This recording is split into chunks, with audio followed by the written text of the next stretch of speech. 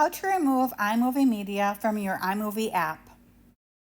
Open up the iMovie app and select movie like you are going to create a new movie.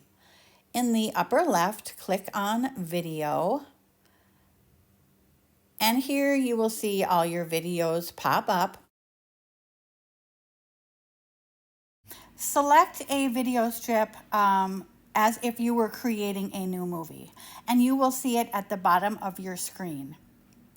Then go to the upper right and click on Video, and then iMovie Media. Next, you will see Edit in the upper right-hand corner. Click Edit, and to the right of each of these clips, you will see a red trash can. Click the trash can to delete your video clips that you would like to delete. Keep any remaining that you would like to use in the future. I hope you found this video helpful, and if you did, please consider subscribing to my channel. Thank you so much for joining me, everyone. Have a wonderful rest of the day. Bye!